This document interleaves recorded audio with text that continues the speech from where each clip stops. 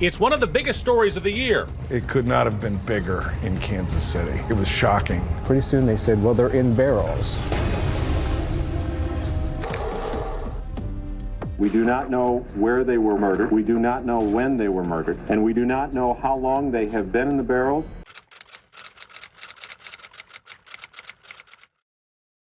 December 17th, 2002. Kansas City, Kansas. Cold air hangs over the neighborhood. Tiffany and her mother Lisa disappeared in 1985, shortly after meeting John E. Robinson. Streetlights push pale halos through thin fog. The streets are quiet except for the sound of footsteps. Quick, uneven, almost stumbling. So all these women start disappearing that are involved with John Robinson. A young woman reaches the door of a small brick house. Her eyes are red. Tears streak down her cheeks, leaving faint trails on skin flushed from the cold. She pounds the front door with her fists. The sound is frantic, the blows uneven. Her breathing comes in ragged gasps between each strike. 19-year-old Lisa Stacy and her 5-month-old daughter Tiffany have been missing for more than 15 years now. Inside, light seeps through drawn curtains. Shadows move faintly, but no one comes to the door. She pounds again, harder this time. Still, nothing. 1984. That's when 19-year-old Paula Godfrey disappeared after making connections with Robinson. When police arrive, they see her shaking. Her hands tremble even as she points to the door. They think it's another domestic disturbance, but she blurts it out immediately. She's not alone. Someone else is inside. Someone who can't leave. 2 officers step to the front door. They knock hard, their fists thudding against the wood. The sound echoes inside the still house. Silence. Again. Nothing. Robinson was a 9-to-5 serial killer. He committed all of his crimes during the day. At night, he was home with his wife and his kids, watching TV, making dinner, and later even his grandkid. The knob is locked. They split, circling toward the back of the house, boots crunching lightly over the frozen ground. There, a wooden door sways slightly in the wind, the hinges squealing with each movement. They push it open. The smell hits like a wall. Rot. Metal. A thick, wet stench that clings to the back of the throat and seems to sink into the skin. 27-year-old Catherine Clampett was reported missing in 1987. The kitchen is small, cluttered with dishes stacked in the sink. The hum of the refrigerator is the only sound, broken by the faint buzzing of a light bulb overhead. They move into the living room. Blinds closed tight. The TV glows faint blue light over the furniture, muted, silent. A layer of dust covers the top of the set, disturbed only where a handprint has smeared across it. We think that he is the first serial killer to transfer those skills onto the internet. In the hallway, a shadow moves. Then, from below, the faint sound of metal on metal. Chains. The basement door is unlocked. They open it and sweep flashlights down the narrow stairs. Concrete floor. Damp walls streaked with discoloration. John Robinson had a shtick that he used with these women. I'm going to be taking you traveling, we're going to be sailing on my yacht, or we're going to fly to Europe. The air is colder here, heavy with the same sour stench from the kitchen, but stronger. A metal bed frame sits against the far wall. A woman is chained to it. She is pale, thin, her hair hanging over her face like a curtain. Her wrists are raw from metal cuffs. The skin is broken, the wounds ringed with dark bruises. She flinches at the light, but doesn't look away. Computers soon set up in his home. Now he had the whole world of the online and the BDSM subculture to be his hunting ground. In the far corner, another figure, a girl, no older than 14, crouches low. Her knees are pulled to her chest. Her eyes are wide, glassy, rimmed in red.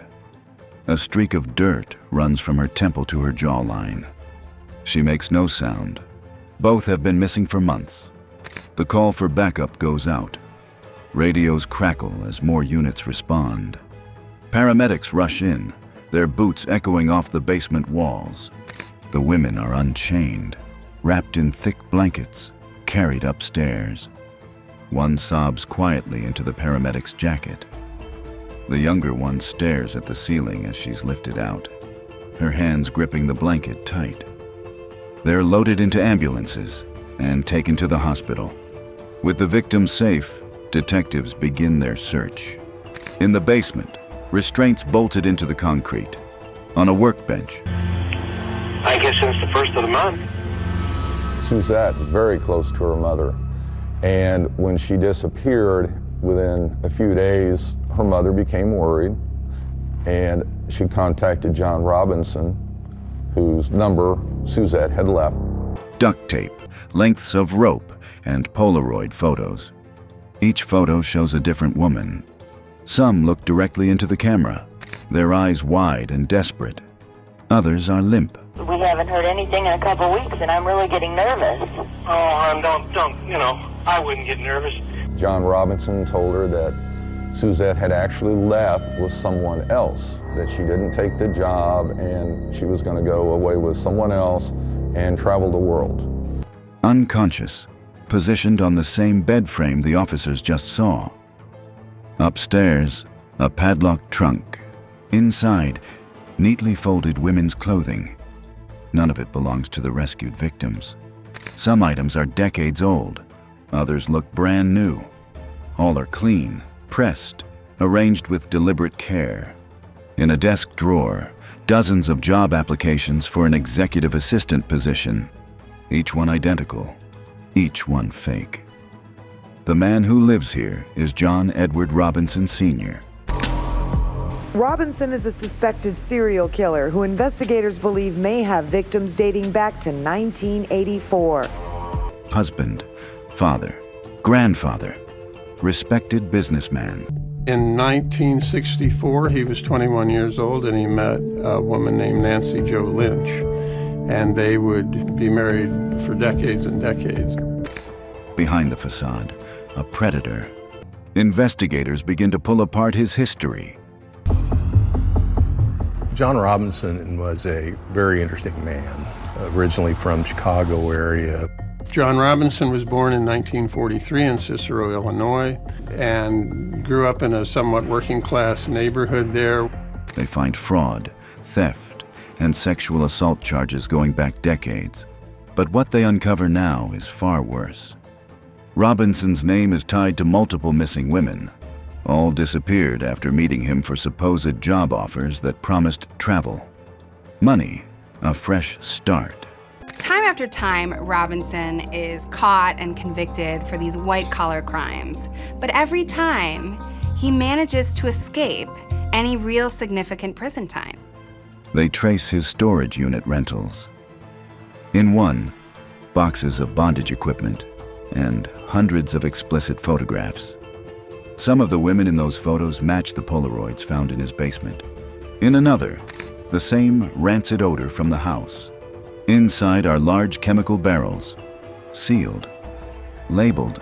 No one knew what was inside those barrels, and by the late 80s, 2 more women were missing. When forensics open them, the contents are unmistakable. Human bodies, naked, wrapped in layers of plastic, sealed with thick strips of duct tape. I'd heard that they'd found some bodies in Johnson County, Kansas. I just sat straight up in bed. I got goosebumps. And somebody said, well, we've got a body or 2 in Lynn County.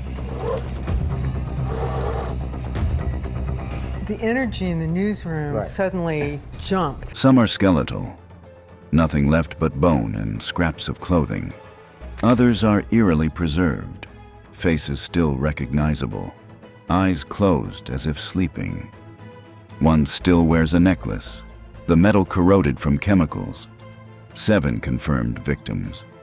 Ages ranging from teenagers to middle-aged. Detectives believe there are more. They reopen cold cases from the 1980s and 1990s.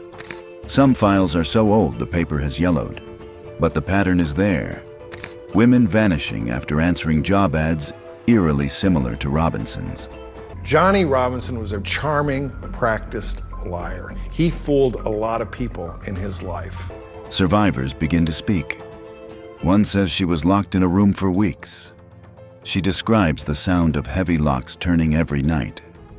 She says Robinson photographed her over and over, sometimes without a word, other times telling her to smile. Another says she was taken to motels, posed for staged photos, and told her family would never see her again.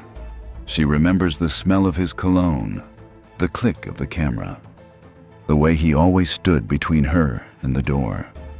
The stories match the photographs and items found in Robinson's possession. A detective later recalls the moment the scope of the case hit him. "We stopped counting the photographs after 300, he says. It wasn't about numbers anymore. It was about faces we didn't recognize. In June 2000, police arrest John Edward Robinson. Robinson was investigated as a suspect back then, but charges were never filed. He is charged with multiple counts of murder, kidnapping, and sexual assault. The trial begins in 2003. The courtroom is packed every day. Reporters line the back wall. Family members of the victims sit shoulder to shoulder, clutching tissues and photographs. Prosecutors roll the barrels into court. Police say 56-year-old John E. Robinson made many contacts over the years, most recently over the internet in sadomasochistic sex chat rooms. Jurors see crime scene photographs, the preserved faces, the skeletal remains. They hear medical examiners describe restraint marks on wrists and ankles. John Robinson finally does go to prison, but it's not for murder. It's for fraud. They listen as the chemical composition of the barrels is explained. Drums filled with liquid to slow decomposition, to hide the stench. Survivors take the stand. One breaks down as she recalls begging to use the bathroom and being ignored for hours. Another says she counted the footsteps outside her door, hoping they would stop at hers, and fearing when they did. The prosecution shows forged letters Robinson sent to victims' families. Letters claiming the women had moved away and were starting new lives. Every one of them a lie. The defense calls the evidence circumstantial. Disappear from their families, and when family members are getting letters, I mean, who's to say that these aren't legitimate? But DNA from every victim matches Robinson. Fibers from their clothing match fibers from his home. His fingerprints are on the plastic and the duct tape sealing the bodies. The verdict comes fast. Guilty on all counts. The judge sentences Robinson to death. Today, he sits on death row in Kansas. He still claims innocence. For the families, the verdict is justice, but it's not closure. Some victims remain unidentified. Others are still missing. The house where the women were found is gone. The lot sits empty, weeds growing through cracked concrete. Neighbors say the air feels colder there. Some avoid walking past it at night. The memory isn't. Evil doesn't always hide in the shadows. Sometimes it lives right next door. Sometimes it smiles when you wave. And sometimes it's the person you never suspect until it's far too late.